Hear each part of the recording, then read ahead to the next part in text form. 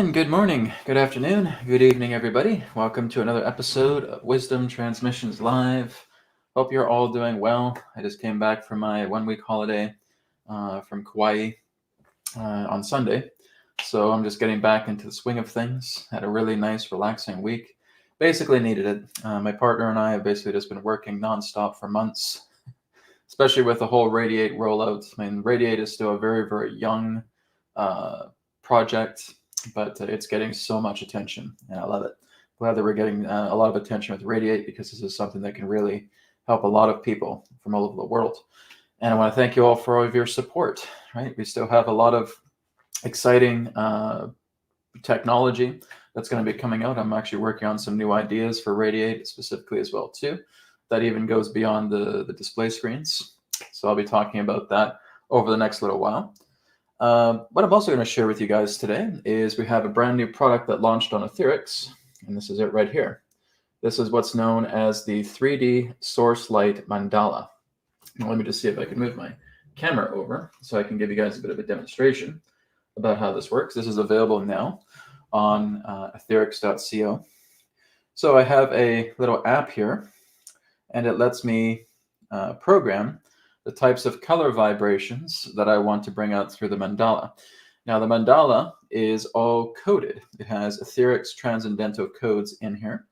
It's going to be radiating this energy throughout your entire environment. It can also be used for body healing as well, too. So it can work with the body, can work with the mind, because all of the codes are contained inside the mandala. And through the codes of the mandala, the LED strip, or the LED ring here, as I call it, is also configured to radiate color healing vibrations throughout the entire space. It has the capability of radiating up to 300 feet through its field, okay, which is the same power as the free version of RAYD8. RAYD8 free version radiates its own scalar field, 300 feet omnidirectionally through its spherical field. Same thing with this. This also radiates 300 feet omnidirectionally. So you can do all kinds of amazing things with this. One of the things I have, and you guys will again have access to this, you can purchase it on the on AetherX.co, is I can also talk and the lights will react to my voice. So as I'm speaking right now, you're seeing a lot of fluctuations with the light, and the light is matching the pitch of my voice as I talk. That's cool. There's a lot of other features as well too. You can do it different displays as well. Like I said, this is the prototype version, but the full version is now completely available. It took me a while to make this happen because I had to basically create this whole thing from scratch. This thing is completely and totally made by me, right? So if I take it off the stand here you go, you can see it. You can even have it on the back here as well too. It looks very beautiful on the back, but I always suggest having it in the front because that way the LED strip is going to be able to work with you. And it has PDF instructions as well too. So if you go to the website AetherX.co and you go to the product page for the 3D Source Light Mandala, you'll find the PDF instructions there, and it gives you all the information about how to operate this. You'll also get a technical manual as well too about how to work with the remote control. This particular version I have has the remote control through the app. The other one is going to actually have a physical remote control. So I'm currently developing these. Now it will take about 3 business days for you to actually get your order because I'm basically printing them out. It is kind of my own personal print on demand. I'm printing out your array. So I'm custom making every single array that's going out, right?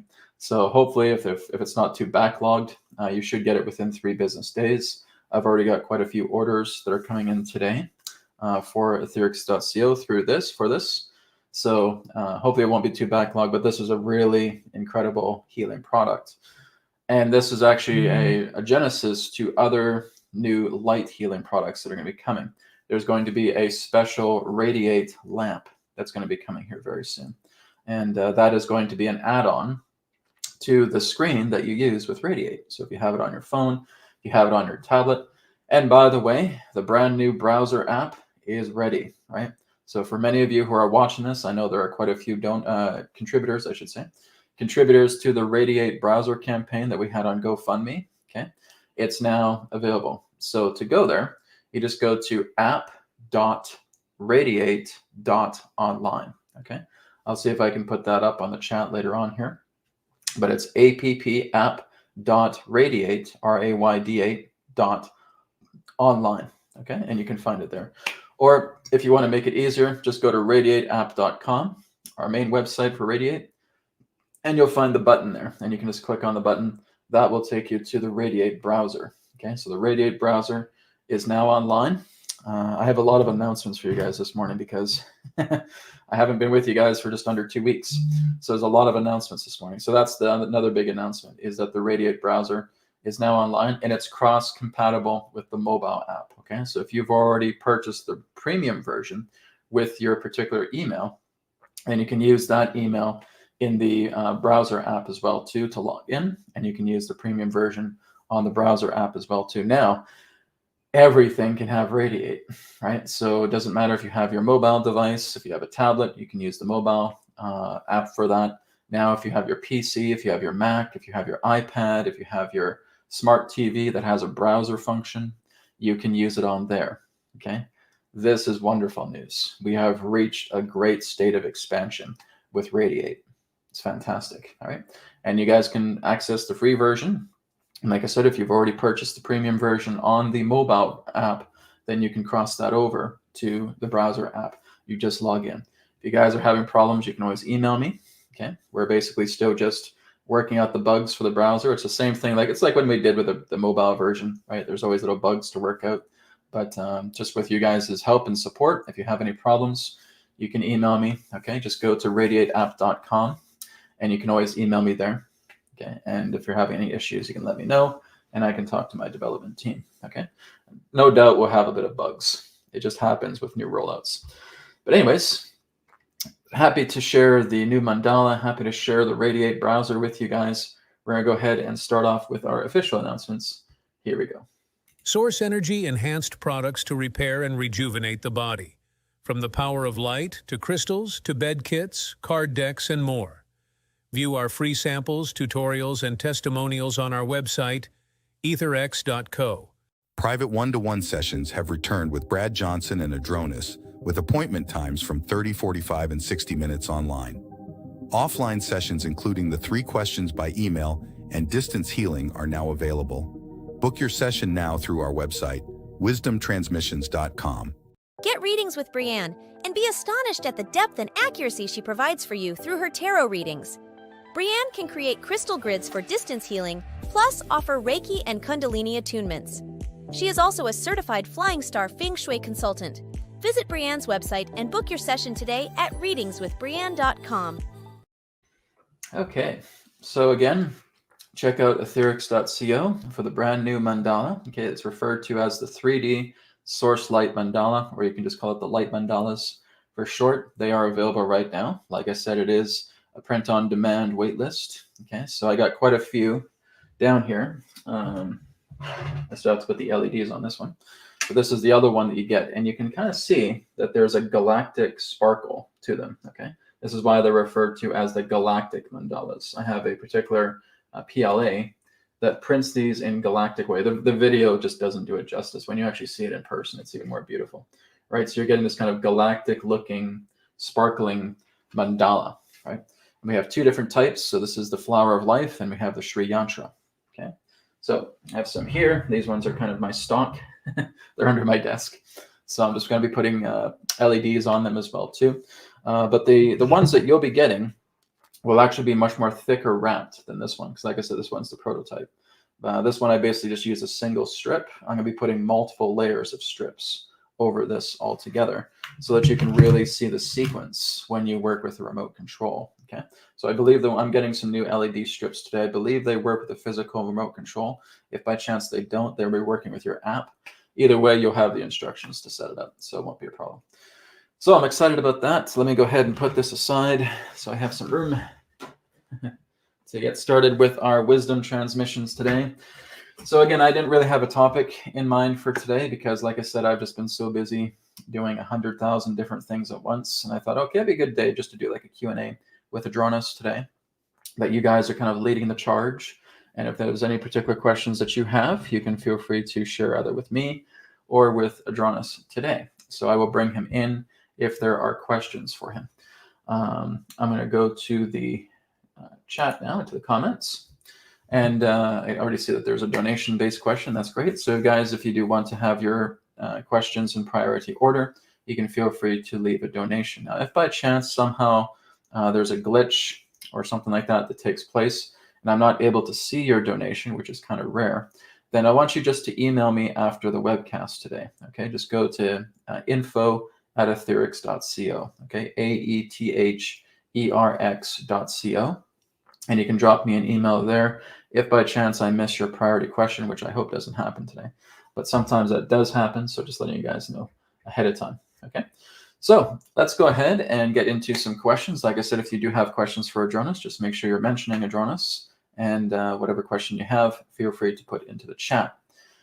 Okay, so let's start off here with EM142. And EM, thank you very much for your question. I'll just put your question up. EM142 says, "Hi Adronis, have we ever incarnated in the same time period more than once if, for whatever reason, we didn't achieve our goals we set out to achieve?" Okay, it's a very interesting question. So thank you, EM. I will go ahead and bring Adronis in, and we'll look into that question. If we have ever incarnated in the same time period more than once if, for whatever reason, we didn't achieve our goals to set out to achieve. Okay. So one moment, I'll bring Adronis in and we can look into that. Here we go.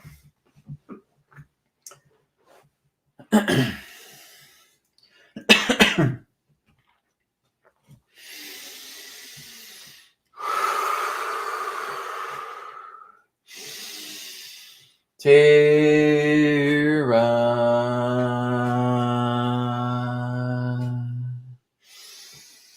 Soul Star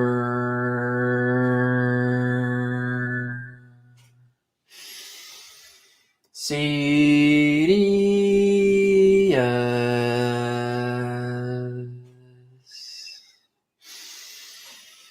Adronis.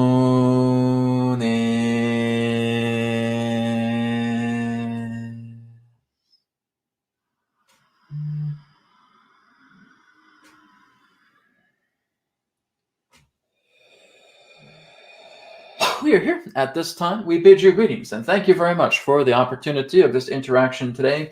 I am Adronis of Sirius, sending love, appreciation, and gratitude to all who are tuning in to this broadcast through your internet collective consciousness. We want to thank you, Ian, for your question pertaining to the nature of incarnation. If it may be possible that you may incarnate again in the same time period, as you say, your modern time, as it were, again and again, because there are certain goals or milestones that you are looking to meet that perhaps you have not met before. Can this be done? Well, the answer is both yes and no, because here's the thing. It's not about trying to, shall we say, incarnate into a similarity or an identicalness, because the universe does not work that way. It is even going back into what your ancient elders have told you, is that you will never be able to enter the same spot of the river twice. All right. Now, it's not so much about time periods. It's not so much about, again, your modern age or your pre-industrial age or your monolithic ages or anything of that nature. It's not really about that. It's about the idea of what you're here to learn. And that can happen throughout a span of many different occurrences relating to periods. All right. You could even go back into your ancient times, and there are indeed valuable lessons there that you needed to explore and experience to grow and to evolve. Yes, even in your modern time, this is available. It's not so much about time periods. But if we were to answer your question in regards to that, are there other versions of myself that are here in this time period to which I could connect to? The answer would be yes, of course. But the whole idea in that sense is that you're not aware of that. There are those of you who basically have what you term a fascination with what you term as soulmates or twin flames. And realizing that truly through this deep connection, it's the one soul. Yes? So you may have a partner who you feel in that sense greatly in resonance with, and you feel a very deep bond with them. You feel like they, as you would say, they're the other half of you. When you look at that, you're basically looking at a partnership that is of the same soul. So again, you may call it twin flames, you may call it kindred spirits, etc. That's one particular example. You may again meet others. It may not represent a romantic relationship. It could just be something in regards to a very deep closeness, a family relationship, something that may even be beyond family, has nothing to do with romance. That too would be the idea of understanding the two that represent the one soul. So that's already happening.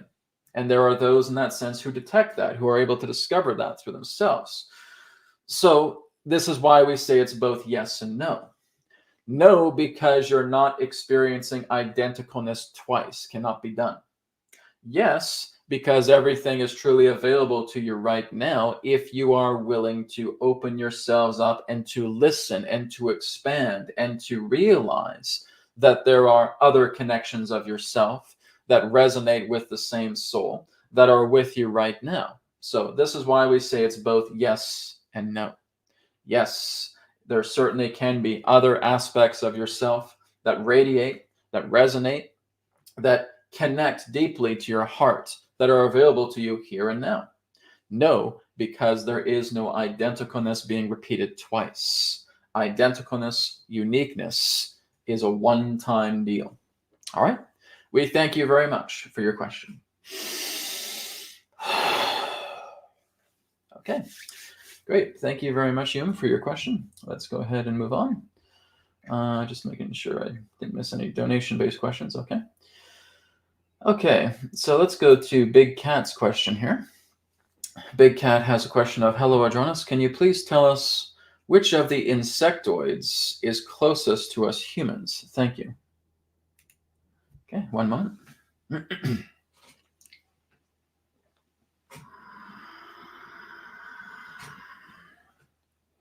We thank you very much, Big Cat, for your question, although your question is a little bit skewed in that idea. You see, when you look at the idea of the insectoid race or insectoid races, again, you're still looking at the idea of a group. Now, many of the insectoid races that exist within this sector, to which you would understand as the home of your own star system, are aware of humankind. All right? Now, to our knowledge, the idea of the civilizations to which the insectoids represent do not have any particular form of, shall we say, physical contact with your people. Now, that's not to say that each of you individually may have your own contacts. Some of you may have connections with mantis beings. Some of you may have connections with ant beings. Some of you may have connections with other particular type of insectoids. But that is through the individual. As a collective, many civilizations have known that they're backing off. They really are in spectator mode here. All right. So the civilization itself is very much aware of you. And again, there are many different types. There are ones that look like locusts. There are ones that look like mantis. There are ones that look like ants. There are ones that look like wasps. There's ones that look like bees. All right. You even have arachnids. All right. You have many different types of creatures here on the planet that have their sentient equivalent. And the sentient equivalent is what you would refer to as a type of humanoid form. Right? This is why you call it insectoid or reptoid in that particular way, because there is a humanoid quality to that species.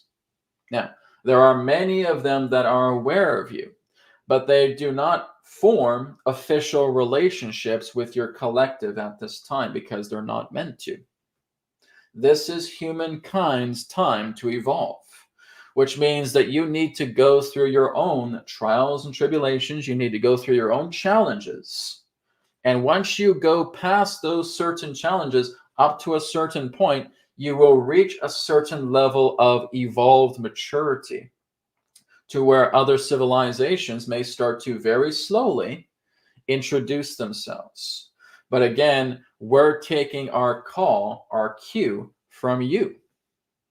It's not the idea of all these civilizations just wanting to buddy up with you.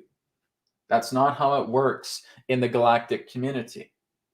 The galactic community is very well aware of the nature of evolution pertaining to a growing species.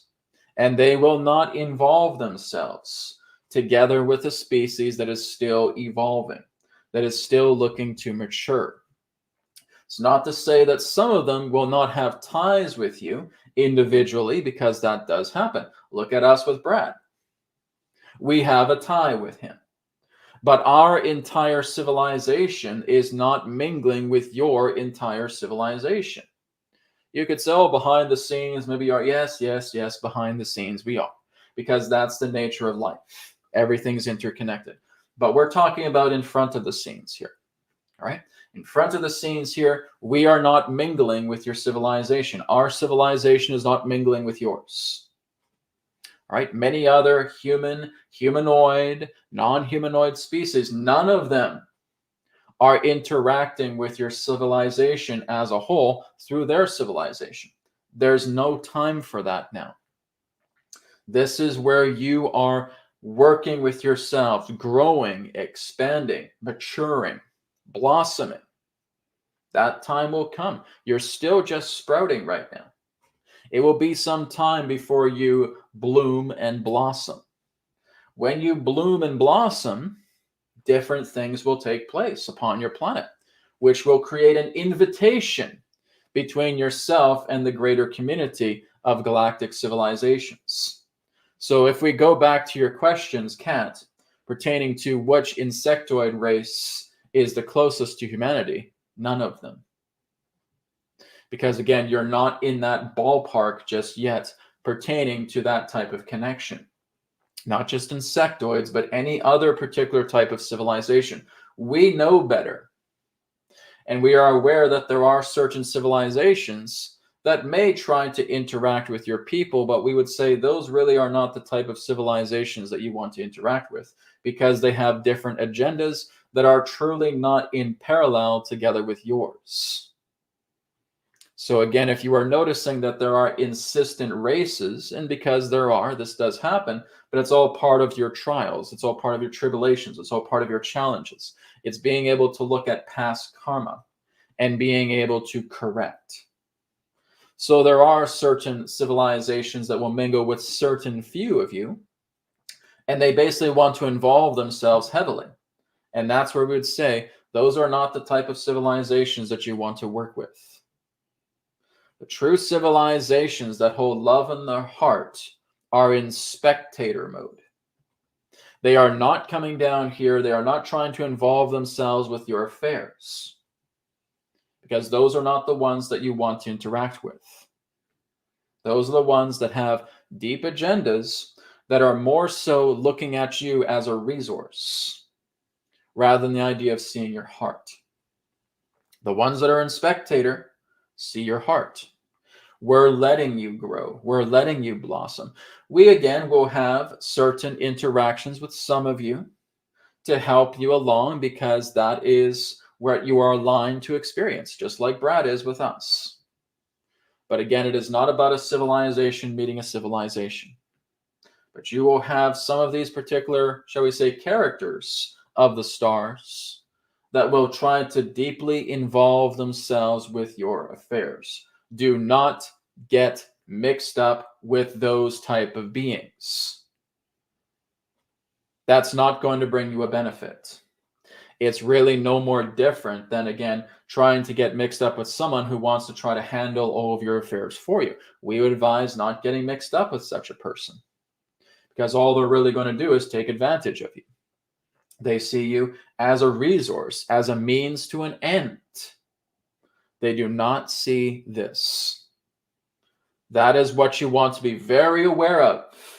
We know so many of you are very, very adamant about wanting to have some type of contact, and you'll have some of the, shall we say, bottom feeders that will come to you and will try to involve themselves in your life because they see you secretly as a resource. They may praise you.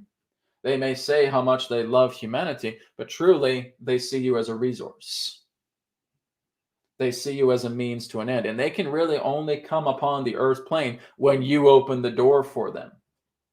It's exactly what's happened with many of your earth governments, because these beings cannot just come onto earth and claim it. They will be removed from the earth the instant they tried to do that.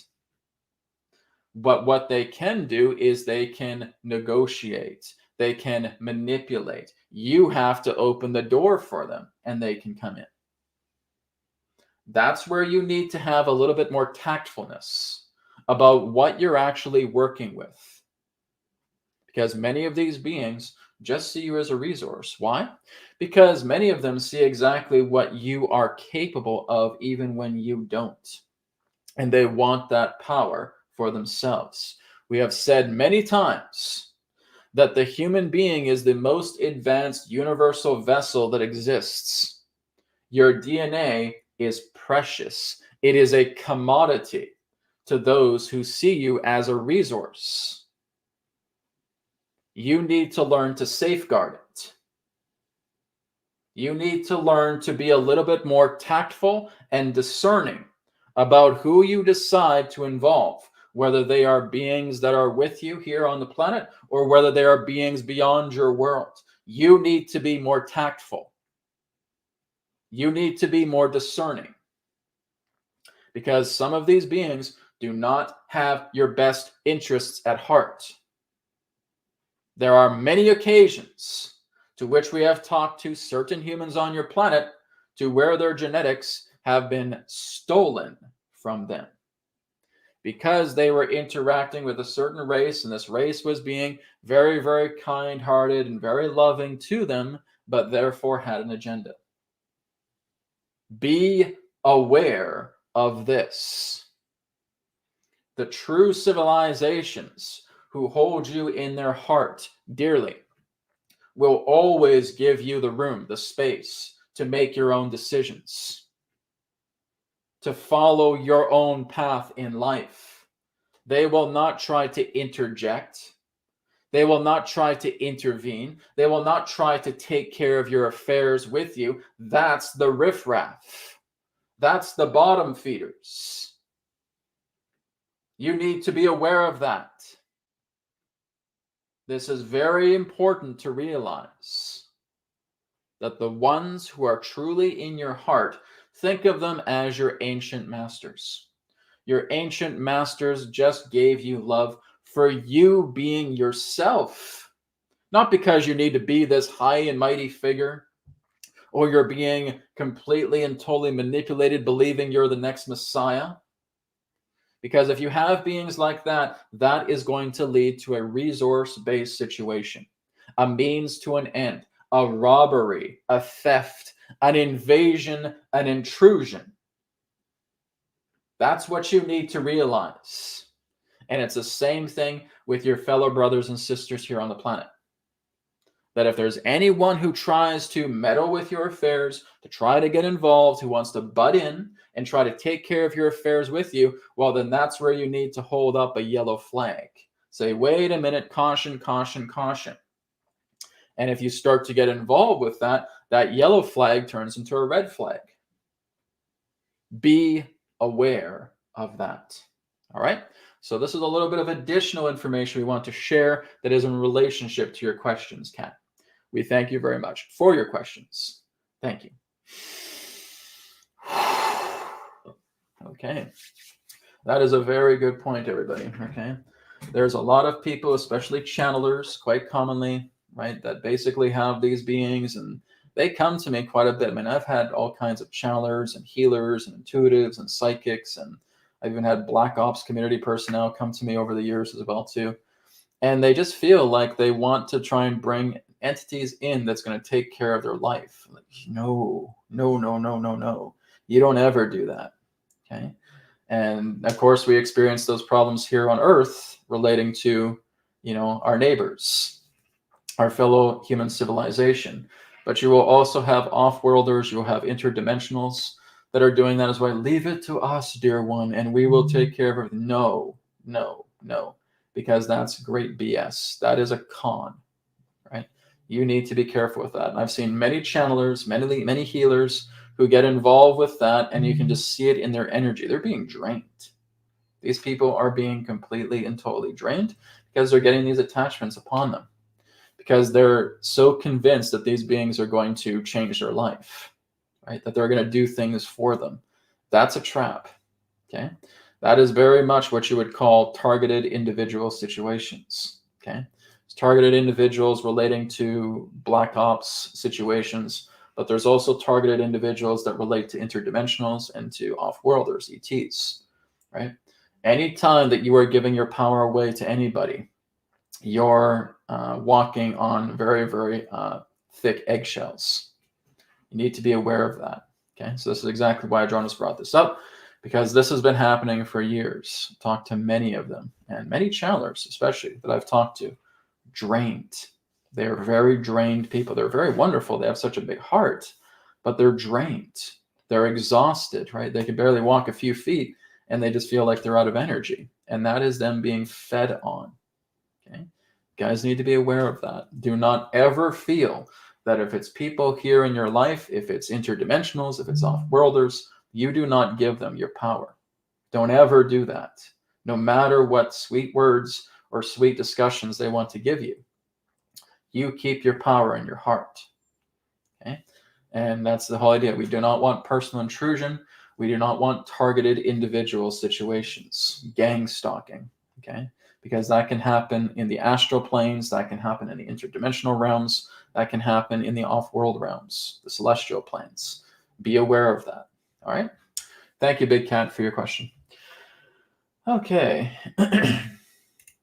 So this one here is from Mary. Mary says, hi, Brad and Adronis. Who are the ancient ones? Well, since you're kind of asking me, I can give you a perspective of that. And if there's more, perhaps Adronis can come in to talk about it more. The ancient ones are basically, again, what we would refer to as our ancestors who had the true knowledge. Okay, so it's kind of like there's different levels of this. But if we're looking at the ancient ones, you can almost look at your fellow ancient relatives from Atlantis, from Mu, from Lemuria, from Zealandia, etc., from the Tartarian civilizations, etc. And the reason why they are the ancient ones, because many of them actually reached higher states of consciousness. They were able to transcend past the physical plane. And we could refer to those ones as ancient ones. And we're basically talking about the human equation here. And if we go up another level, we can look at ancient ones that represent the progenitors. Okay, the progenitors, the precursors that helped to bring our civilization together. It was not one race that was responsible for the creation of humanity. Any race that tells you that is full of crap. Okay? It has nothing to do, oh, bro, the Anunnaki created humanity. No, they didn't. Because that's the lie that you're being told. Right? Sumerians, when they, well, brother, the Sumerians, well, first of all, there's a lot of mistranslation. Second of all, a lot of these clerics are being told what to write. History is written by the winners. Okay? When you look at the Anunnaki, when we're talking about the imposter ones, not the original ones, okay, there's a difference between the Sumerian gods that visited Sumeria those thousands of years ago and the true ones, okay? There are imposter groups. Think of it as a mirror that's behind the original concept, okay? And what they do is they dressed up as these particular gods because they're not even close to being that. They're not even close to being a god. Right? But the original ones, they were the ones that worked together in contribution to other civilizations. As I've talked about many times, humanity has the genetic inheritance of 22 different species. Okay, so how could you have one species when you have 22 of them in your own genome? Okay, humanity is a hybrid race. Okay. It is a hybrid race that consists of 22 different species. These 22 different species willingly gave their own intelligent design to, again, these progenitors. We don't really have an exact name for them. Some of them could be called Elohim, which, that could be one rough translation. They could be called Anunnaki. They could be called many different things. right? But they could be called the disciples of Adonai, right? Children of God, etc. But we're looking at a group, and we're not looking at a single consciousness here. We're not looking at a single entity that was responsible. And truly, behind the scenes, we do, right? In front of the scenes, though, we're looking at a group meshing, okay? So the ancient ones on a human level would be the ancient ancestors, our people that had reached transcendence of the physical plane and are able to move up into the higher planes, and they're helping to guide humanity as well too. Then we have the other ancient ones that are basically the celestials. You could refer to them as the celestial gods. You could even look at them as the Hindu gods. You could also look at them as the true Sumerian gods. You could look at them as many of the gods that are depicted through ancient civilizations that are not representative of imposter civilizations. This world, unfortunately, my friends, has been raped for thousands and thousands and thousands of years. The original owners of our beloved little moon up there were basically one of the biggest rapists of the entire planet for thousands of years. And especially, again, many of them would work together with humankind and basically try to commit them as slaves to dig for ores, to mine, right, to resource, to basically steal a lot of water, to steal a lot of precious minerals, right? Those were the previous owners of the moon, okay? And a lot of them are reptilian. A lot of them are reptoids, okay? Some of them you can say, well, Brad, are they representative of the Draco? Not really, right? There may have been some Draco influence. A lot of them that represent the connection to moon would be from Orion, right? There's a lot of Orion reptoids that would have a lot of connections to the moon there. So you would look at Orions. Some of them are also kind of colonists in that way. They would settle on Mars. They used to settle on Meldek. When Meldek was around, they would get to settle on Phobos. And of course, they would also work together with the Greys, right? They're all just part of a syndicate. That's the whole idea. But a lot of the moon represented a lot of connections to those who originated from Orion, right? And so it was all part of the ancient Orion Wars.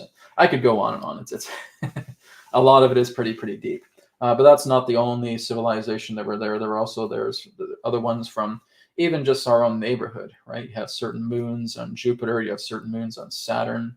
You have Neptune. You have Uranus. You even have the Oort cloud as well too. There's a lot of fingers in the pie relating to the moon, but the moon itself is an ancient structure, and it was formerly brought here from Ursa Minor. Okay, so it does have Ursa Minor connections, but a lot of that Ursa Minor connections also gravitates towards Orion. Okay, so Orion, Ursa Minor, some of it also would represent Antares as well too. There's just a lot of different groups that were part of this control agenda, because really the whole idea is that they saw Earth as a farm. They saw the human beings as cattle, right? That's what the original owners of the moon saw humanity as, right? Here's Earth as our farm. Here's human beings as our cattle. And we will get them to do certain things for us. We will go down and we will pose ourselves as the gods, and we will get them to do work for us, right? We can say, okay, well, there's connections with Nibiru and blah, blah, blah. You'd be correct to that. But again, there's a lot of different agendas. Some of these beings don't even associate with each other, but they all have different fingers in the pie, right? So you looked at Nibiru, you looked at Antares, you looked at Orion, you looked at Ursa Minor, you looked at Draco, right? There's a lot of different types of beings that have their finger in the pie that represented a particular surveying point to which the moon represents. The moon is a laboratory. It is a laboratory. It is a spacecraft. It is a surveying station. It is also it can be a weaponized platform if it needs to be, right? It can also be something that can be tremendously beneficial for a world. But again, like many of the technologies that we have today, it's been weaponized, right? So our own electricity is weaponized. Our own medicine is weaponized, right? There's so much weaponization that comes together. And where do you think humanity gets a lot of that idea? Okay. A lot of them, again, we call it the ancient gods who have come to the earth and taught humanity how to build. And in the early days, that's how it was. The ancients, the original ancients, never taught humanity how to fight. They never taught humanity to be in duality with each other. They were teaching humanity how to build, how to create beautiful villages, how to plant food, how to grow food, learning languages, right? That's really what the ancients gave us. Then there are others that came, and they taught humanity how to fight. They taught humanity how to use weapons. They taught humanity basically how to destroy. And they basically corrupted quite a lot of different kings, a lot of emperors, a lot of the rulers of the world at that time, because they were being given things that nobody else was being given. In the old days, rulers or emperors or kings or queens were never the idea of seeing a higher majesty above the people. They were seen as stewards of the people. That's what the king and the queen originally represented. It's like looking at a beehive. The queen never turns her back on her children, right? And the king and queen saw their people as children, and they would work together, functioning as those appropriate parents for the children. That's what royalty originally meant in the ancient times here on Earth. But then came the corruption. And the corruption came with many of these beings. Like I said, they had agendas in place. They were teaching humanity the necessary seeds that would eventually branch them apart. And they were teaching these kings, these rulers, these queens about, I'd say mostly kings. A lot of it's masculine, right? The queens, I think, kind of knew better. But a lot of the kings and emperors and rulers were being given things by the gods that nobody else ever received. And this is basically what generated a very large ego in them. And over time, that seed became contaminated, and therefore warfare would come about on the planet. Now, those particular things were seeded by those beloved little beings that we think are so darn important, that are discussed in the Sumerian texts and so forth. Okay? They were seeding the ability for humanity to fight each other. Okay? And those are the ones that it's basically the rapists. Those are the rapists of the planet. Guys, we used to have what's known as silicon trees on this planet, otherwise referred to as world trees. And they were massive. They would be about the size, that their tree stumps would be about the size of mountain ranges. And they would go all the way up to the sky. This is going back many, many thousands of years ago. Every single one of them was chopped down. By who? By the rapists. They basically cut down these world trees. And these trees themselves were interconnecting portal gateways to other dimensions of Earth. It was basically what's helped to seed the interconnecting worlds of Earth for her to become united under one sphere. Now, what's happened is division. There's closing off. There's a closing off of the gateways that indicate the idea of separations to what common scientists would say as other dimensions. It's not supposed to be like that. Okay? But it was cut off because it would only lead to further war. They'd basically go into different dimensional pockets of the planet Earth, and they'd start pillaging those worlds as well, too. So as a defense, a lot of these gates will be closed. And that's what's happened. A lot of these gates all around the world have closed off.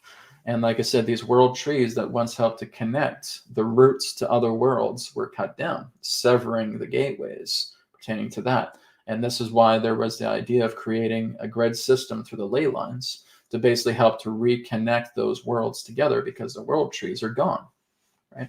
The world trees, the silicon trees, right? We can look at the idea, for example, Table Mountain in South Africa, Devil's Mountain, I believe in Utah, right? There are several of these that basically look like tree stumps. They're mountains, so to speak, that look like tree stumps. It's because they are tree stumps. Those are the silicon trees that basically interconnected different dimensional Earths together as one under a unified harmonic of a sphere. Now closed off, right? So many of these ancient temples, these ancient sites, these ancient gateways have been closed because the debris, the filth of this planet needs to be cleansed before they have an opportunity to reopen. And at some particular point, all of these gateways will reopen again, right? But they are done very, very preciously. They're done very, very gingerly in that way. They have to be done at certain times. And certain gateways can be opened at certain time, often during solstices, equinoxes, moon phases, etc.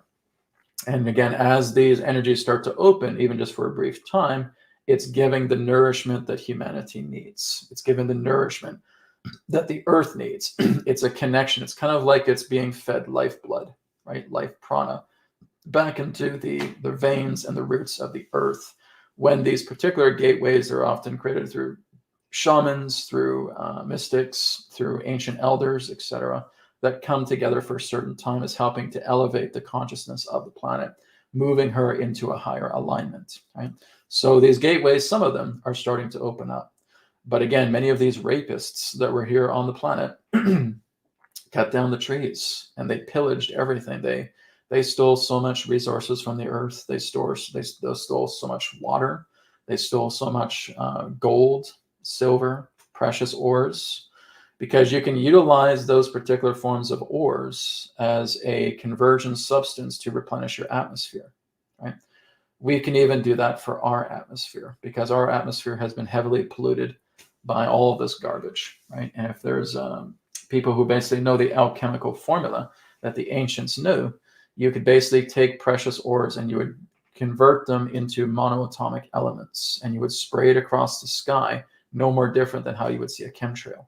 And what that does is that's actually creating a patch that actually helps to repair the atmosphere, that helps to repair the ozone, right? It repairs everything, and it basically repairs it in like less than a day. It's a beautiful thing. I think at some particular point we'll get to that. Anyways, I'm giving you so much more information from what you've asked, but nonetheless, this is the idea. When we're looking at the ancient ones, we're looking at levels, right? So we have human ancient ones, we have celestial ancient ones, and so forth. But it's not really the ones that you would find commonly depicted through Sumerian civilization, because those were the invaders. Those were the rapists in disguise. They did not create humanity. They tweaked humanity. They certainly did not create it. They were too stupid for that. So, so they can tweak with the genetics, but for them to actually create something out of that, they're too dumb for that, right? They can't do that. But geneticists, yes. But in the idea of them saying that they were the ones that created humanity, well, they're full of crap. They're too stupid for that. Okay. So that's what I can say about that. But take it for what it's worth. Like I said, guys, everything Adronis and I here share our perspective.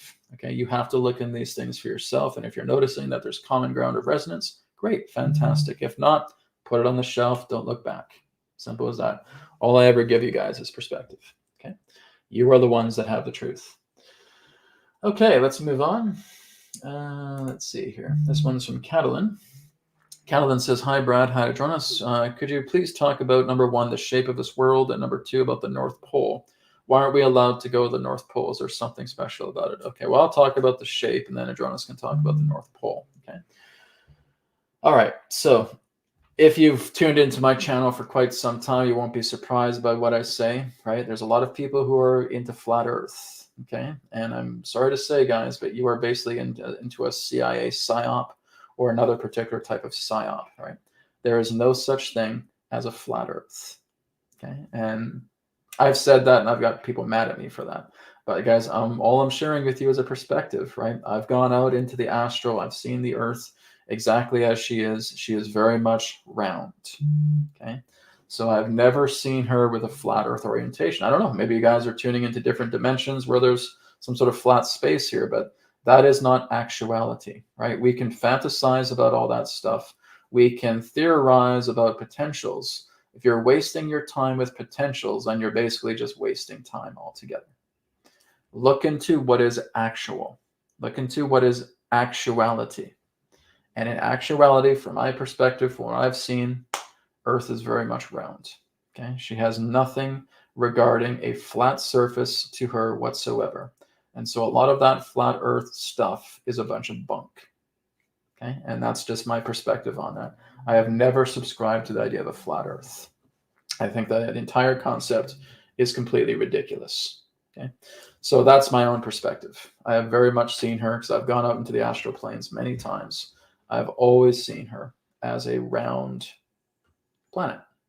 Never seen her pertaining to a flat dimensional plane or anything of that nature. So I don't know what people are tuning into. Like I said, they just basically see these things and they start utilizing conjecture. Oh, it's like this because of that. Really, where's your evidence for that, right? And they'll try and post evidence and say, okay, well, what about all these other facets that represent the Earth? And a lot of them can't answer it, right? And I know there's going to be big debates about that with flat Earth and, oh, well, it's doing this because of that. It's doing this because of that. Guys, you can go into speculation and potentiality all you want, but you're not looking at actuality. The actuality is we are very much on a round planet. And that's just what I've seen. That's my perspective. That's what I can say is actuality. Right? So let's go into the second question of Catalan's, which I'll bring Adronis here in just a moment. And he said, why aren't we allowed to go to the North Pole? Is there something special about it? Okay, one moment.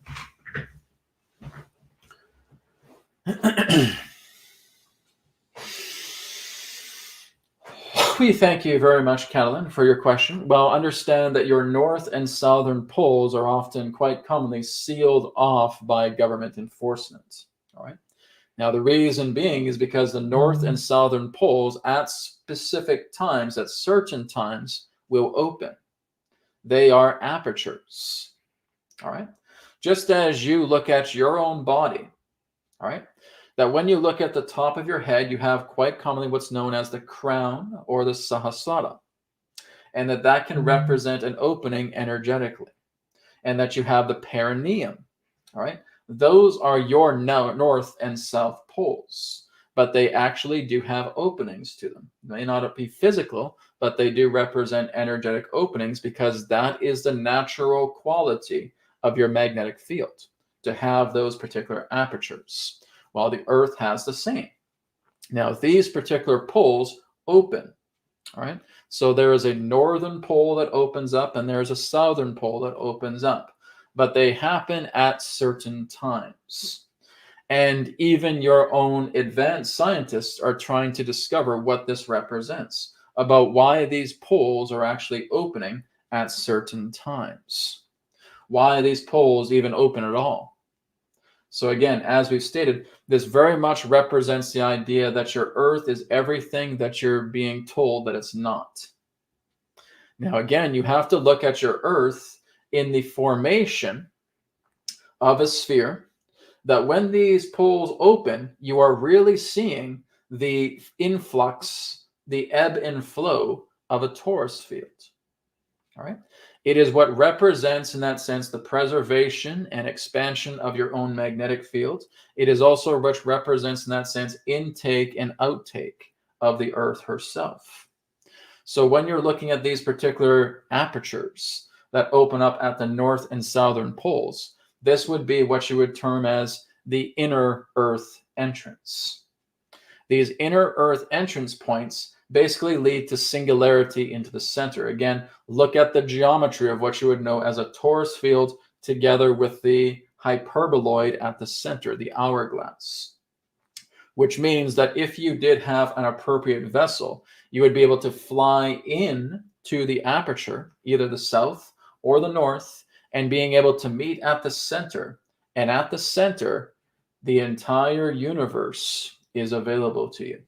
You are sitting at the center point, to where everything is accessible, to where there really is, as you would say, no flow of continuity that you commonly refer to as time. Everything becomes still. All right. So this is the experience that you would have should you have a particular vessel appropriately aligned to basically move into the structure of the torus field, to which the apertures themselves offer the opportunity to do so. But the apertures themselves basically represent states of flow. They are magnetized flowing gates. They are apertures. All right.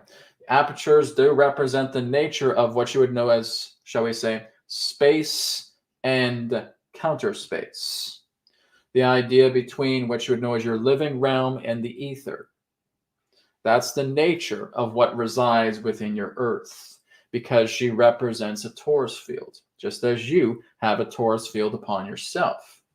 So when these gates open at a certain time, it represents the intaking and dispersing of certain magnetic fluctuations. It is a dispelling. It is an intaking.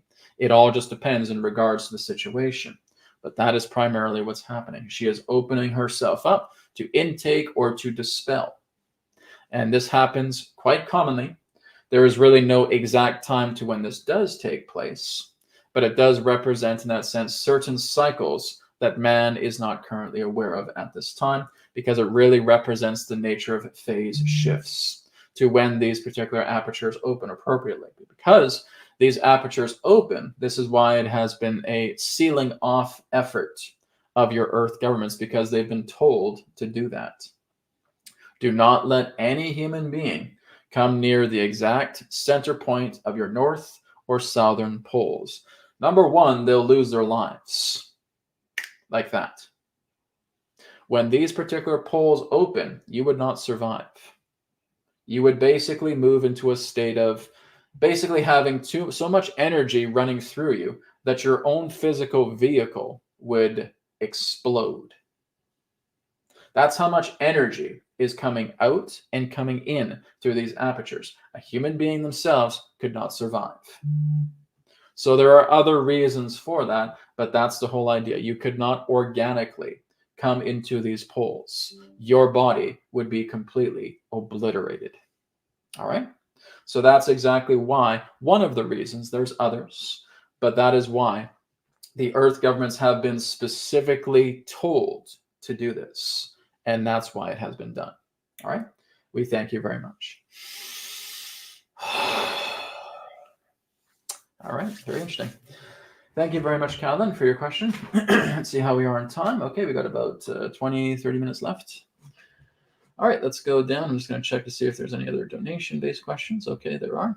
So let's go to Life Magic here. Life is Magic. Life is Magic says, is organ donation discouraged for spiritual cause? No, because that would be too much of a religion if you're looking at that. There is nothing wrong with the ability of one person being able to donate their organ to help another person live. That is something that's actually quite recommended in that way, because that shows a selfless service. Now, again, there may be certain cultures, religions, faiths in that sense that may be against that idea because, oh, your organ should remain with you. But the whole idea is really we look at the universe. If the universe never meant that to happen, Life is Magic, do you think we'd be doing it? Okay.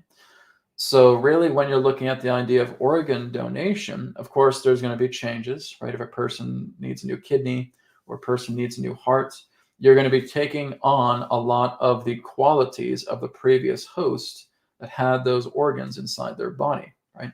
So for a person in that sense who really liked to dance a lot, right?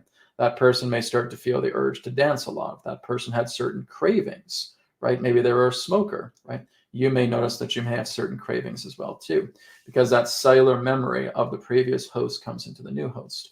So there are certain things that need to be cleansed, purification in that certain way, which again, modern science is not really aware of.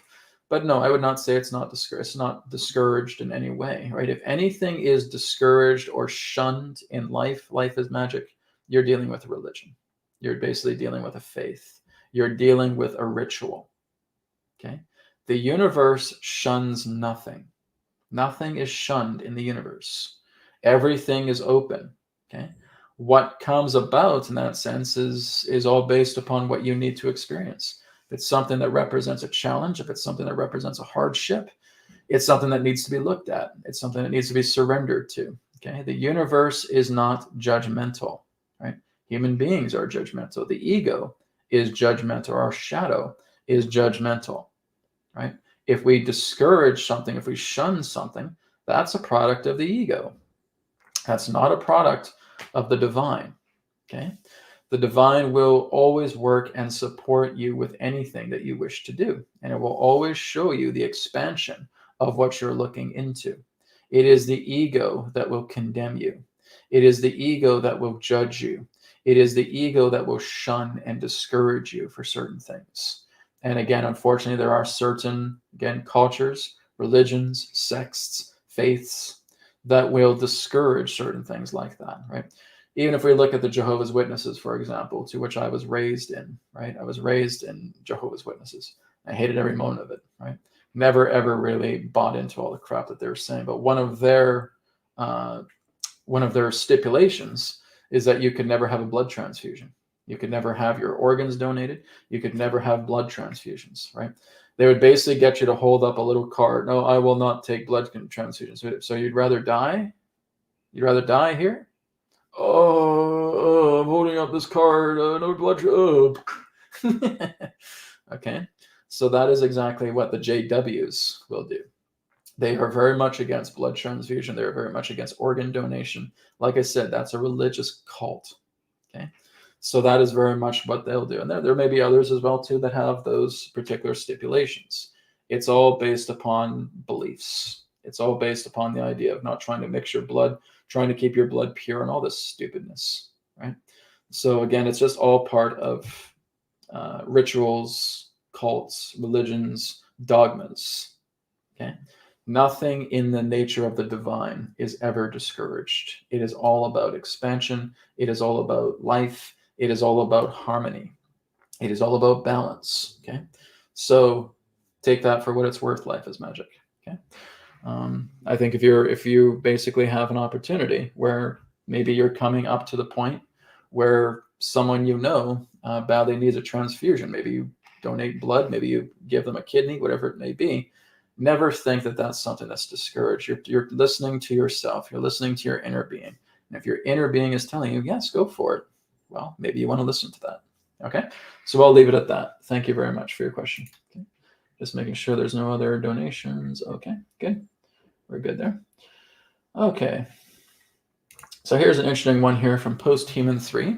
Posthuman 3 says, question, how can we clear energy attachments, entities, and people also, please? Blessings. Well, firstly, you have to look at the heart of what that attachment is telling you, okay? Because what actually makes an attachment what it is, it's not so much about looking at the person or the being that invoked it on you. It's about looking into the heart of what it represents, of what it's telling you, right?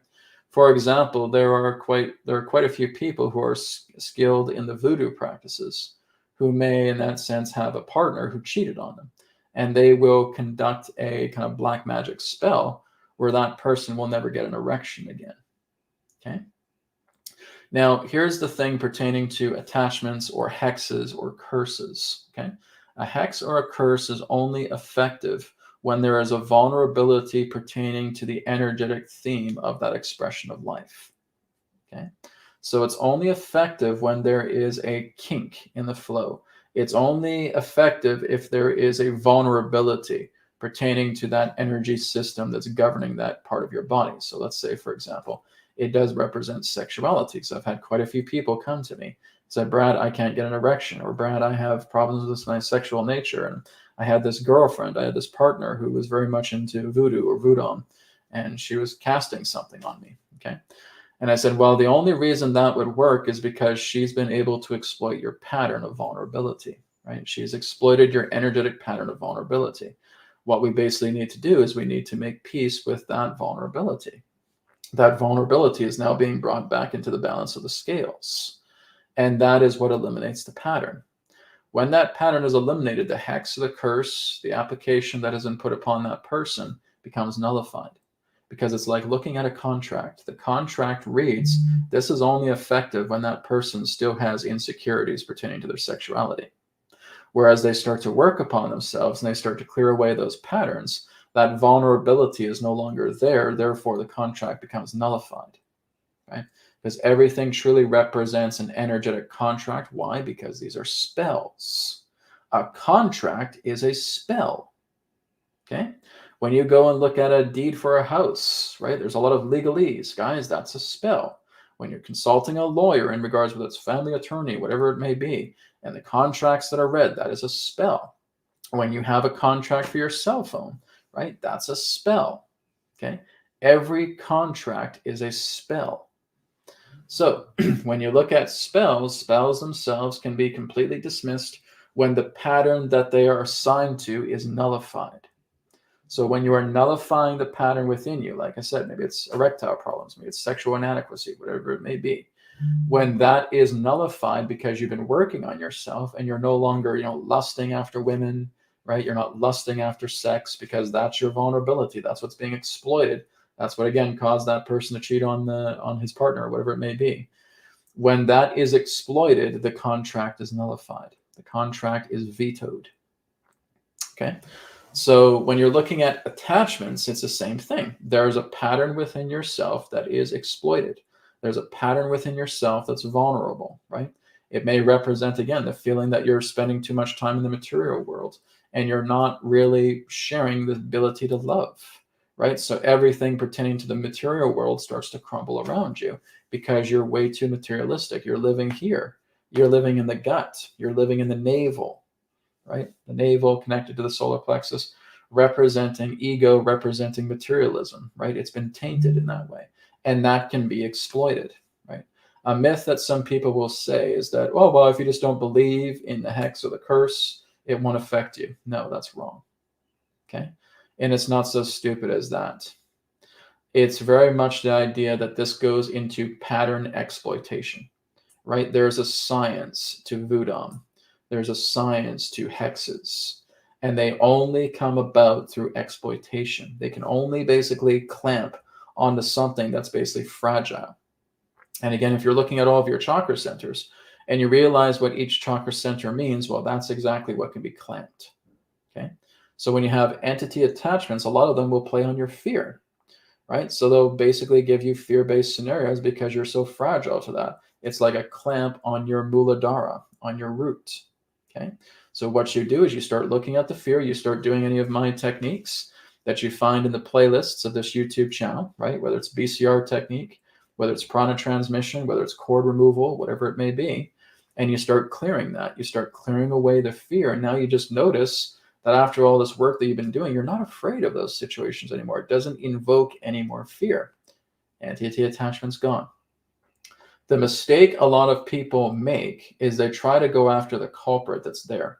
Oh, Brad, there's like a demonic entity there. There's like a shadow being there. And I'm just going to try and swat at that shadow being and make them disappear. You're wasting your time, right? If you basically feel that you want to have an entity removed, it's going to come back. The reason why it's come back is because it has a contract. It has a clamp. And you need to work to soften that clamp. That clamp needs to be dispersed. You need to look at the pattern that represents your vulnerability that immediately invokes fear. And you're working with some of the practices like I've shared with you guys for free, that over time, as you start to do that, everything just goes away. It could happen very quickly. It could happen with a little bit more time. It's just all about you, right? And that particular stipulation in the contract is now nullified. It is now vetoed. It is void, okay? That entity can't stay with you anymore because you have completely vetoed the contract that enabled that vulnerability to be clamped to you in the first place. That's how voodoo works. That's how voodoo works. That's how hexes work. That's how all particular forms of witchcraft that represent black magic, that's how it works. It works through vulnerability. It works through exploitation, okay? If you have nothing within you that can be exploited, you are completely immune to any curse or hex or attachment that exists. Can't be done because there's nothing to leech onto. There's nothing to clamp down on, right? You've harmonized your sexual energy. You've harmonized your ego. You've harmonized the nature of the material plane. You're feeling yourself much more connected to the spiritual. You've healed a broken heart. You've been able to welcome in the power of your voice. You've been able to welcome in the insight from spirit, and you're connecting yourself like the world tree to the entire nature of the cosmos where your roots are being settled into the ether. Therefore, you're impenetrable. You're like an impenetrable forest. No entity can get to you. So that's really the key here, is you have to look at exploitation. But in order for you to really say that there's entity attachments or there's hexes or curses, I get a lot of people that say that. And if I basically, for example, had 100 people that have said that to me, you know who actually has the amount of curses? Maybe one or two of them. Then the other 98, 99 are just basically battling with their own emotional states. They're basically battling with their own hardships. There's nothing to do. They want to put it to something to blame. It's my dad's fault. It's my mom's fault. It's my sister's fault. It's his coworker's fault, etc. And they're doing all this to me, and I feel like I'm getting entity attachments. So there's no entity attachments in you. This all has to do with your own emotional overload. This is your own convictions that are basically sabotaging yourself. And you learn to let that go. You learn to surrender to it. And it vanishes, right? Now, entities can connect to that, but a lot of times they don't, right? A lot of this is just a problem with the person's own emotional states to which they are ignorant of. And we can work together with that. We clear that out, right? I've done that, guys, for the past 16 years, working together with people that have, again, so much exploitation of themselves, and they think that they're attached by entities. And I look into them, I feel intimacy. You don't have any entities that are doing this to you. This is you, right? So again, if you guys have that kind of problem, you can always come to me, right? You go to wisdomtransmissions.com. You can book a session with me. We can always talk about it, right? One thing I would suggest too, with Wisdom Transmissions, with the sessions I offer, because a lot of people are describing the 3-question sessions, and a lot of their questions become pretty big, okay? The 3-question sessions are meant to be more brief, okay? So if I feel like there's a situation with you that basically requires a video meeting with me, then that's what I would suggest. I really suggest, guys, go with the video meeting with me rather than just running to the 3 questions. I don't mind doing the 3 questions if it's, you know, quick information, because again, we try to get it done pretty quickly. They're not so overly complicated. There's not a big story behind them. But if you do have that big story, it's good to talk to me through video, through Zoom, okay? And that's where the private sessions come in. So again, that is on wisdomtransmissions.com. All right, so Posthuman, thank you very much for your question. Okay. Okay, here's one here from Alina. Alina says, for Adronis, a question: how the brain is designed to receive and emit frequencies that interact with the ether. How is it able to manipulate energy to manifest material? Okay, one moment.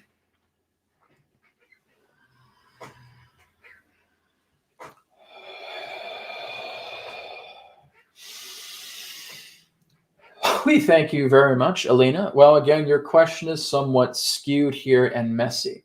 All right. Here's the thing with your brain. Your brain does not emit frequencies.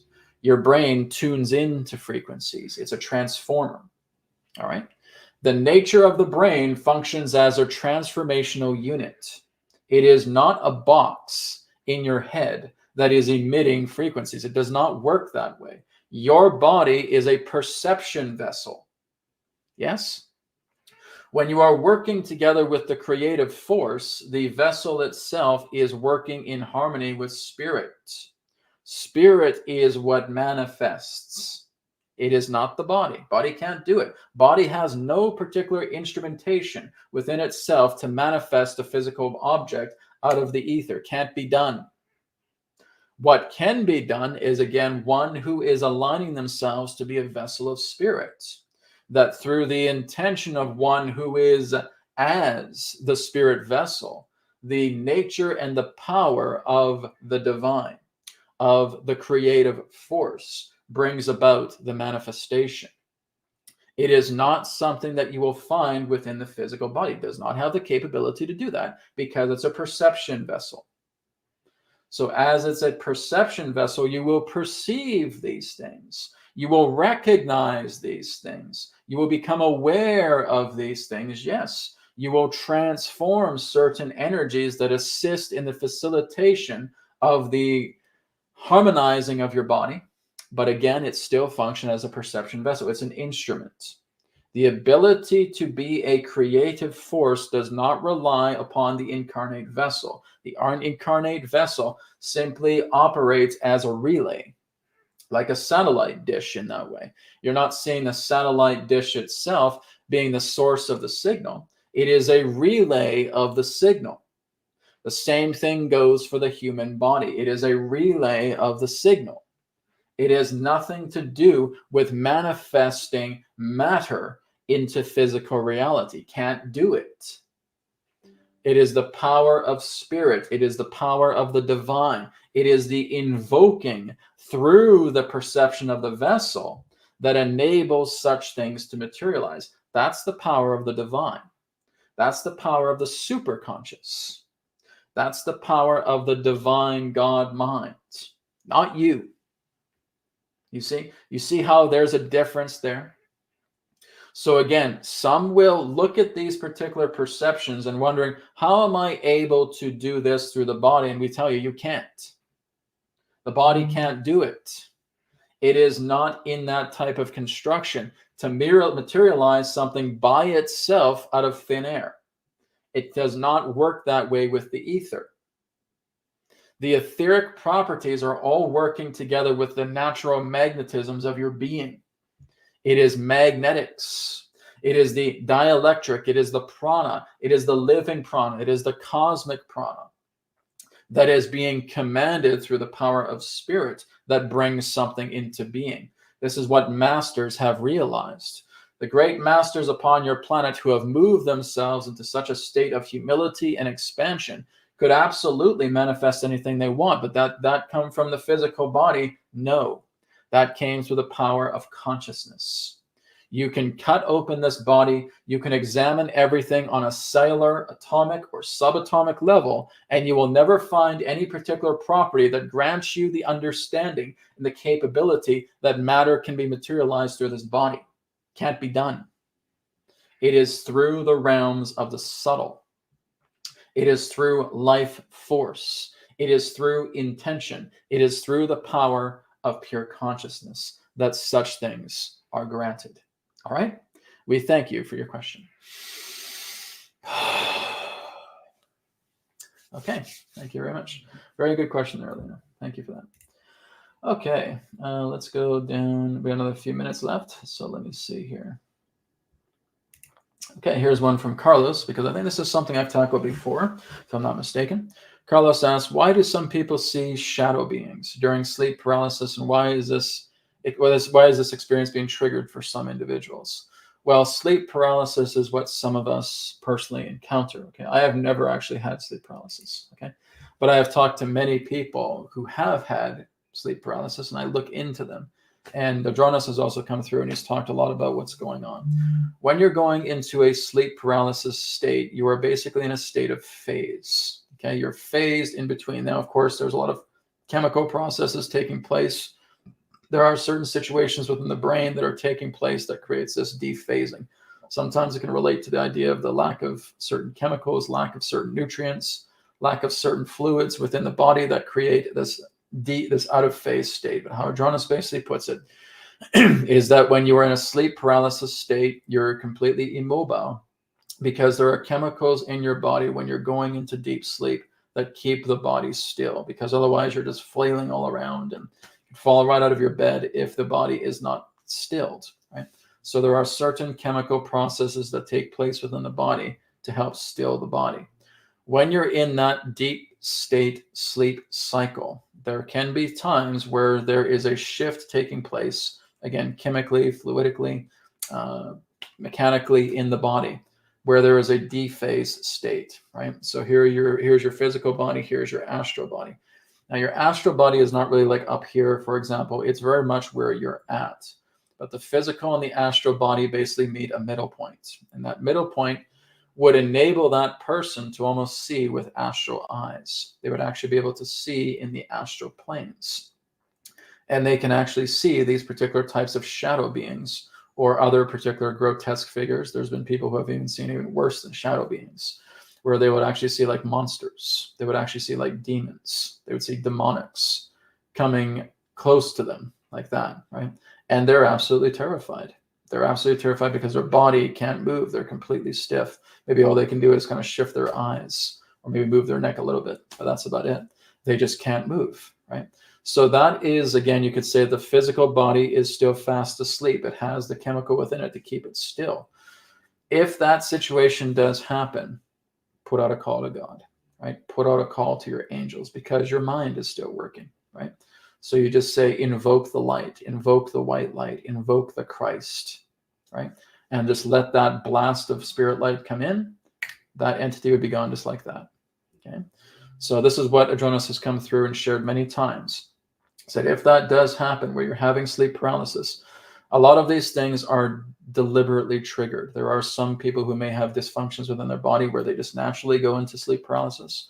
But there are a lot of times when this actually happens because you're going into your deep sleep cycle and all of a sudden you dephase, right? So you're basically in between two worlds. You're in the world of the physical and you're in the world of the astral. And you're able to perceive astral creatures. You're able to perceive astral apparitions and so forth. And if they appear frightening to you, that's what you need to invoke. You invoke the Christ light. You invoke your angels. You invoke God to help you, right? Just right, my God team, right? My team of God, my divine forces, right? My angels, the power of Jesus Christ, whatever it may be. Okay, that's what you're invoking. Oops. Getting a phone call here. But that's what you're invoking altogether. Okay, and it's like a flash of light, and people watch this disappear. And I've instructed people to do this, and they've had sleep paralysis, and they noticed that something very frightening was coming in, and they just invoked that. And they said, I did it, Brad. I did exactly what you said, and it happened. Great. Fantastic. So like I said, there's times where sleep paralysis can be a natural dysfunction that some people do have. We're not debating that. But there are also times where sleep paralysis can come in regards to an intrusion. Okay, it's a dephasing that's taking place. It's almost kind of like a defense mechanism for yourself, right? That something is coming into your space and you need to see it, right? Sometimes it can be invoked by an entity. Sometimes it can be invoked by yourself. But nonetheless, that comes in. And like I said, you're invoking the Christ light. If something very disturbing, something very fearful comes in and you know you can't move, you can't do anything, rather than trying to panic, right? Take a deep breath. Close your eyes if you can close your eyes, because many of us still can. If we're in sleep paralysis, we can still close our eyes and say, power of God, come into my room. Power of the Christ, shine your light, right? Power of my angels, shine your light. My angels, come. Okay? Anything of that nature that's invoking your divine forces, whether it's Jesus Christ, whether it's Buddha, whether it's Krishna, whether it's Mahavatar Babaji, whether it's the angels, whether it's the archangels, right? Whether it's just the sunlight of God itself that's just pouring into your space. Just invoke the divine. Whatever you consider the divine to be, invoke that through a thought with your purest intent. And it will happen. And they just vanish. They disappear. They are so completely afraid of the Christ light. And I'll give you guys an example here. This actually just happened a few weeks ago. I was actually in a Reiki share. And I was meeting with a couple of people as well, too. And there was some sort of attachment that kind of leaked off a person and came onto me, right? And when I was sleeping in the middle of the night, I was able to notice what that attachment was, right? And it represented a type of sexual temptation, right? And I was able to notice that. And it was kind of like a demonic witch kind of entity. It was happening when I was dreaming. And I'd wake up and I'd go back to sleep again. But what I did is I went into what's known as a sentinel form, okay? A sentinel form is kind of like a creator God body. It's basically like the warrior, the guardian of your own spirit. And I went into that body. And I basically just went into that. And I went just kind of in warrior mode, right? And I basically just held up a sun in my hands that was as bright as 1,000 suns in the sky. And basically called this the Christed sun. And I just held it out. And those entities fled. They just fled because there was many of them that were coming out through the different dimensional portals and so forth, through different pockets of the cosmos. And they were basically gathered around this kind of witch. And I just held up this sun. I said, if you come any closer, you're going to be feeling the Christ light here. And, it's up to you. You either embrace this light or you leave. They all left. If there is even a smidge of Christ light that's in your space, they're gone. Just a smidge, a little drop, and they're gone. That is something that they are absolutely terrified of. They are terrified of the Christ light. They are terrified of the divine. Anything that just represents a little sliver of light, gone. Right? So that's what you're doing. If you're noticing that you're going into dephased paralysis states, this is basically what I refer to it, out of phase or dephased paralysis states, and something creepy, something fearful, something very unpleasant is coming towards you, whether it's a shadow being, whether it's a demonic, right? Whether it's a soul rebel, whatever it may be. You are invoking the light. Just invoke the Christ, invoke spirit, invoke the divine, invoke your angels, right? Just put that intention, because all of that exhilaration that you're feeling from the situation, believe me, it'll be powerful. When you put that thought, when you take all of that energy and you put that thought, it'll be extremely powerful, because a lot of energy is building up in you when you're seeing something really creepy coming out of your wall or coming out of your corner, or is basically just crawling up to your bed with you. Right? There's that fear response, but you just take a deep breath in because you can still breathe. Close your eyes, take that energy, put it up to the thought, Christ light, come. Poof. And that entity's gone. If just a smidge of Christ light comes into your space, they're history. They won't dare come back. Okay? So that's something to be aware of as well, too. Okay? Very good question. Thank you very much, Carlos. Okay, guys, we're going to take one more question, and we're going to wrap up here. I'm seeing if there's any more donation-based questions. Okay, there is one here from Sergeant. So Sergeant, we'll take yours. Sergeant says, hello, Brad and Adronis. Can you speak regarding of what scientists refer to as junk DNA? And is our DNA currently being slowly reactivated? The thing is, I've had people ask Adronis this before, and it's very difficult to answer this question because when you're looking at 97% of the DNA, it's not junk, first of all, okay? It very much represents dormancy. There's dormant areas of DNA within ourselves, and that's deliberate because a lot of our DNA has been truncated, okay, which means it's basically been put into kind of like an idle state.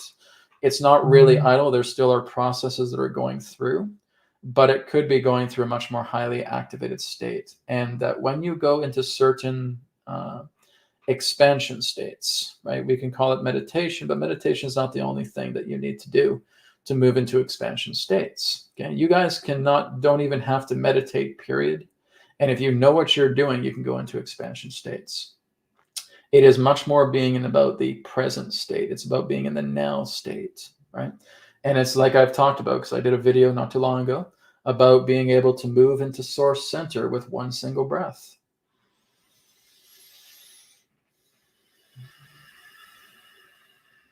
Okay, that didn't involve any meditation whatsoever.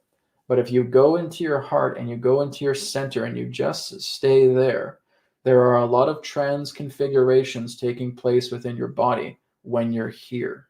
Okay, when you're here, not so much, right? When you're just tripping out with things, when you're in duality, you're fighting over people, you're conflicting over things, it's a blame game, it's all duality nonsense. Well, that's where you're here. You're out of center. Okay. And not a lot happens there pertaining to benefactors or activations. Okay. Sometimes activations can slip, right? It's kind of like when a person goes almost into a psychotic episode and they realize they've actually activated something within the brain. And now they notice that their intuition has greatly shot up, but there's a catch. Their intuition shoots up because it took fear to activate it. And a lot of their intuition will be surrounding the orbits of many different fear scenarios. And that is what we refer to as an incorrect activation, because this is often what represents Kundalini perturbation. Kundalini perturbation happens often through very extreme situations, through very intense fear, through very intense panic, psychotic situations, psychosis situations. There is a skewed activation that takes place, and a person may realize that they have psychic abilities. Same thing with a person who may have a blow to the head, right? They wake up the next morning and now they realize they're incredibly psychic. But the whole idea is that ability is skewed because that ability came through injury. That ability came through emotional overwhelming. That ability came through mental distress. That's not a good thing to have. So you have to learn to correct the flow of the Kundalini. Okay, that's something that I can naturally do. But like I said, you're addressing the Kundalini perturbation. You're not trying to control it, right? But you're just noticing that you're bringing it back in again. It's like you're negotiating with the Kundalini to bring it back into itself, right? I never, ever once, ever move Kundalini, right? I do not move it. What I do is I work with it. I talk to it. I talk to the Kundalini, and the Kundalini then moves herself, right? She does the moving. I do not try to control her path. And you got to be careful with people in that sense that try to control the path unless they're actually knowing what they're doing. I would really never suggest that you do that, or even go to a person that says they do that. I'll move your Kundalini. No, F off. Okay. It's about learning to negotiate with your Kundalini. It's about going within and saying, Mother, clear away the skewing. Let's balance ourselves out. Let's come back into the balance of the Kundalini, right? And it happens, right? You just start to connect with it. You connect with the heart. It's like you're knocking on the mother's door and you're just talking to her and saying this skewing energy that has, let it be brought back into balance. And you're here in the center, right? To talk to the mother, to talk to the father, to talk to spirit, to talk to God, to talk to Om. You got to be here. Cannot do it when you're here. Impossible. 100% impossible if you try to talk to spirit like this. You're in duality, you're in conflict, you're in hurt. Can't do it. Can't be done. Okay? You have to go here.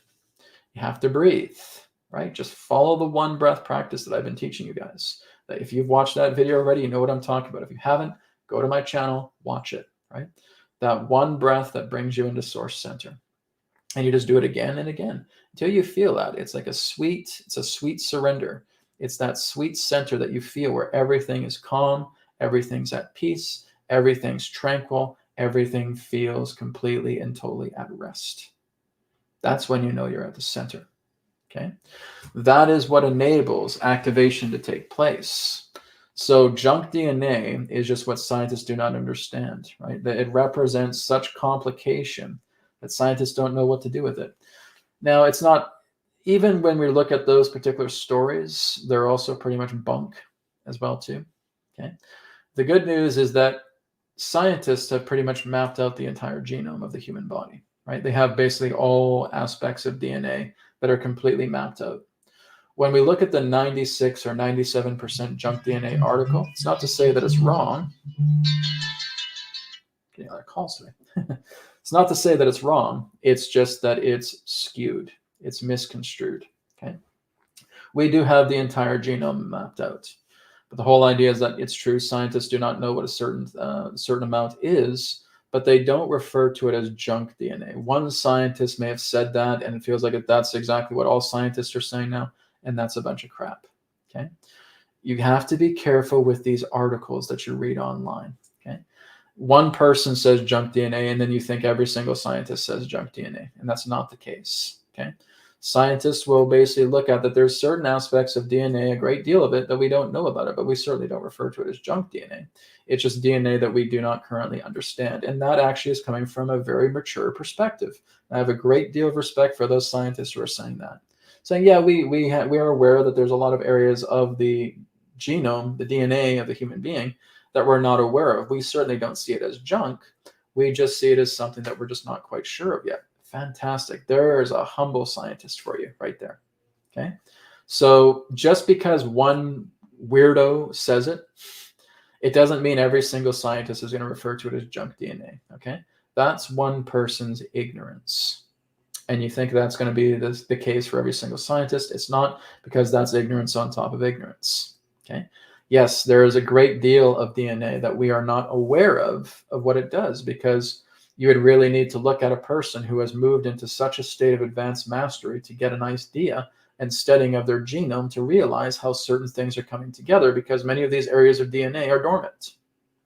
Okay, so just be careful, like I said, as what you read online, because one person that says junk DNA, you're going to think every single doctor, every single scientist is going to say that, and that is profiling, and that's ignorance on top of their ignorance. Right?